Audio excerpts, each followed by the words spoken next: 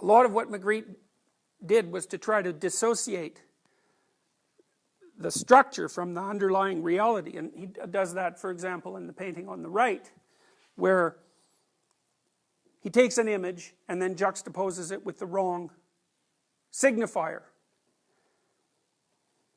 I suppose those, in some sense, those are almost like that painting is almost like a poem, in that the juxtaposition of the label and the entity forces you to imagine more than either of them would force you to do alone. Because you might say, well, in what manner is a horse like a door? And in what manner is the clock like the wind? Or a picture like a bird? Well, and he returns to normal in the last one. And time flies like the wind. I mean, a horse is something that takes you places. It's like a door. A bird? It isn't exactly clear to me how a vase is like a bird.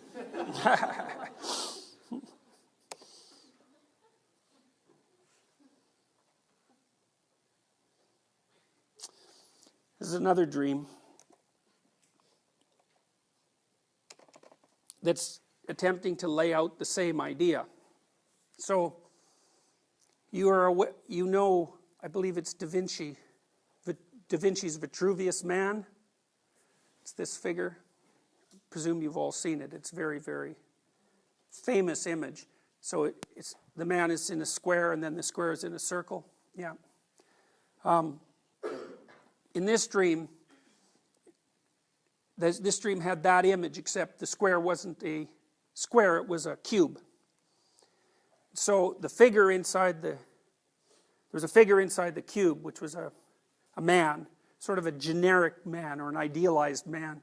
And the cube was about 9 feet maybe, or 8 feet by 8 feet by 8 feet. And the man was suspended in the middle of the cube. So he was about 1.5 feet off the floor, floating, and then from his hands to the wall was about 1.5 feet. And he could reach close to the wall that was in front of him, and then the inside of the cube, no matter where the man looked, was covered with these squares with a circle in them, and inside the circle there was a little dragon's tail. And if the man walked forward, then the cube went with him, and if the man walked backwards, the cube went with him. And so it was a representation of what surrounds you in reality. And then the man could reach out to any of these squares with the circle, with the tail, and he could pull on one of the tails, and that would pull something into being. And there were all these choices in front of him that represented different paths of being. So what that dream represented was this. You know, you might say, well, what is it that's right in front of you? And then you could say, well, chairs, and the floor, and students, and light. And that's true, but there's another way of thinking about it, which is that what's right in front of you is a landscape of possibility to which your conceptions of objects blind you. So, no matter where you're going in your life, the things that present themselves to you offer an array of almost unlimited possibility. And so, when I look ahead and I see a student or students, then that makes all of you one bit of information, in a sense, right? Because I've generalized across all of you. And there's some utility in that part of what you're doing here can be conceptualized as being a student, but the loss in that perception might be far greater than the gain, because it reduces all of your complexity to a single utterance and makes you flat.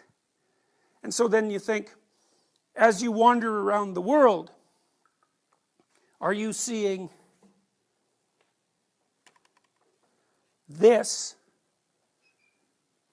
Or are you seeing a wall in front of you from which you can pull anything you want? The standard viewpoint would be that this is real. But it seems to me that you can make a reasonable case that what you interact with is not so much reality as it is possibility. And so the possibility is what lurks behind your conception of what's there.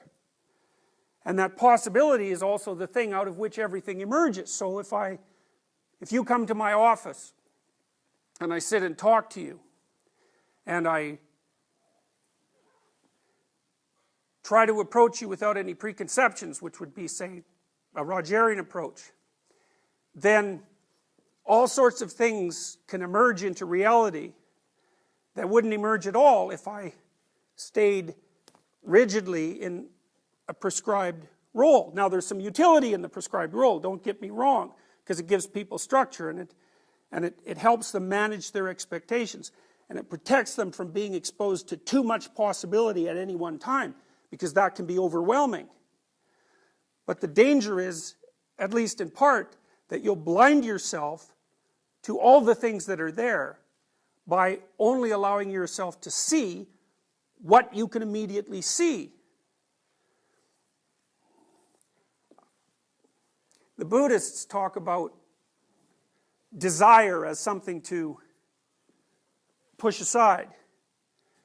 And I think that's their attempt to warn people about the danger of substituting their own preconceptions about what should be or what is for attention to what's behind that.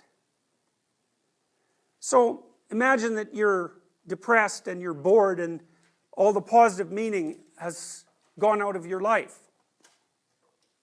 Well, perhaps it's because you've substituted your a priori perceptions for possibility.